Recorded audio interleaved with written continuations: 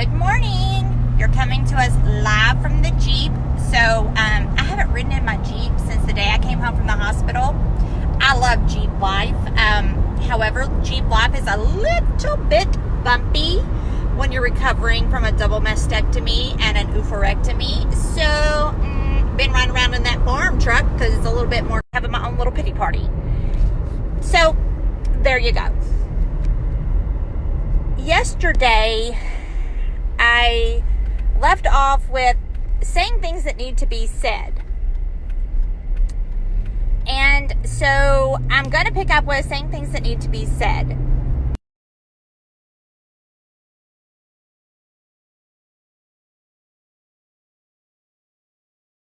Yes, I have gone to the gym. Yes, like right now I'm headed to the gym. But I don't want to give anyone the misconception that I am up all day long, I'm cleaning my house and all these things. That is not what's happening in Lynette's life. Yesterday, I got up. I had two visitors, one at 10, and then one around noon.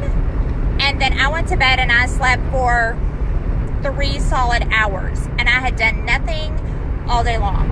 It was after my 3-hour nap that I was able to go to the gym, walk my 1/4 mile, and do my arm exercises. Oh my gosh, did I leave my arm pole at home? Dadgummit, I left my arm pole at home. And then I went back home and went back to bed. So, just because I'm showing you glimpses into my recovery, you're not seeing my sleeping. And you're not seeing my laying around on the couch. So, I want to just be really real about that also, because that's happening. You're just seeing the little pieces of these and those kinds of things, but I am still much like a toddler. I was an infant at first. I just ate, drank, peed, went back to bed. But now I'm kind of like a toddler. I'm getting a little playtimes here and there, and then I'm back to bed and to sleep. So just want to put that out there. So saying things that need to be said. For me, before I went into surgery, I needed to say things that needed to be said because it was very important to me. I do have myasthenia gravis, and some people don't even know what myasthenia gravis is, but it is kind of a cousin disease to MS. However, it makes sure that you want them to work. A huge problem with myasthenia gravis is that your breathing muscles can become very weak, especially if they become dependent upon something such as a ventilator through an extended surgery, and it gets difficult to come off of the ventilator. The last surgery I had prior to my mastectomy, that kind of happened.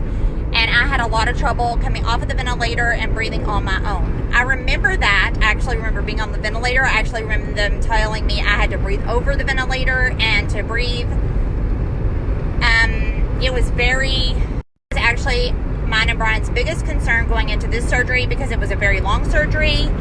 With it being a very long surgery, the possibility of that happening again was high. So within myself, I had already told the Lord, make me your vessel, do whatever has to be done. I had prayed a long time for a lot of things in my life, and I just wanted him to use me. And I was okay with that. But at the same time, I needed to make sure everything was square. We should all live like that, but I'm going to keep it real. We don't live like that. So I had decided, since I'm a hospice nurse, we oftentimes help patients with closure in their lives. So we help them write letters or make blankets. We have them do all kinds of creative things for their families as closure. So I had decided that I was going to buy a box of cards, and I was going to write some cards to some family members. And I was also going to make some phone calls and things that I felt like in my heart I had to do before I went underneath anesthesia. Just in case, for some reason, the Lord saw fit to take me home and not let me out from underneath that. Now, I never said that out loud, but my husband knew. He knew that was my biggest fear, and he knew that that's what I was doing. And so those of you who kind of followed me knew that we went to, where did we go? Port Aransas. And so on the way to Port Aransas, I wrote these cards.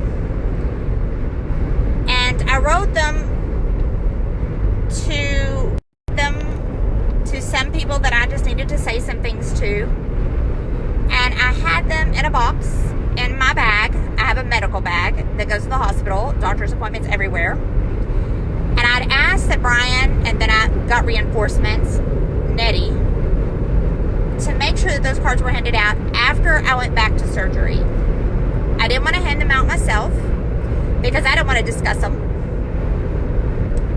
I wanted them handed out after I was back, just in case that was the last thing.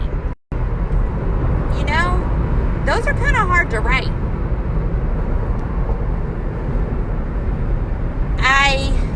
I'm so glad I did. I said in there many things that I probably should have already been saying out loud.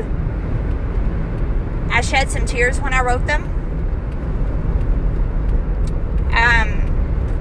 And it really made me start thinking about, you know, forgiveness and what's really important in life. So I just want to say, don't be Lynette. Say what needs to be said now. If you need to write that letter, write that card, do it. You need to make that phone call, as hard as it is, do it. If you need to send an email, whatever it is, do it. Because the freedom I have from that right now is so great. I would say that takes a weight off of my chest. Ha! But that's kind of a pun. But it's true. My husband's over there doing drums. He says. But it is very true. So please, please, don't wait to say what needs to be said. Because it is reality. And it's truth. And it's so many things that we need to just put out there and be so real with, that we are so many times not so real with.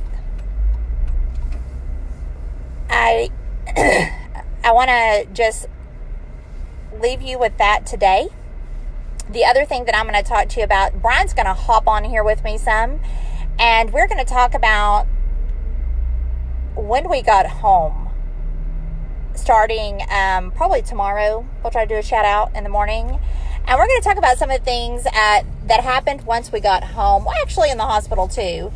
Because comedy is a huge part of our life. And we are going to just talk about some of the things and how my illness and all of these things affected him also. Because it didn't affect me. It affected our family. It affected our children. It affected our sons in love. We don't have sons-in-laws. We have sons in love. It brought me closer to so many different people, and maybe further from some. But I think that's important. And so we're going to hop on here together tomorrow. So let's just go ahead and get him in the shot. Here's my partner in crime. Partner in crime. Say hi. We're basically going to go in here. We're just going to get our workout on. So, as always, if you have anything that you want to talk about, you have any questions for us, just shoot them to us. We want to keep it real. We want to talk to y'all. If Brian isn't nice, I'm going to send out pictures of his weight gain from the time I got diagnosis until now. Yep. I wasn't the only one eating in my house. I'm just going to be real about that. All right, so I gained more than you did. So. He did gain more than me. He did. It's kind of like pregnancy. You know, the woman gains weight, the guy gains weight, there's sympathy eating. Yeah. Okay, well, enough about it. Make those calls later.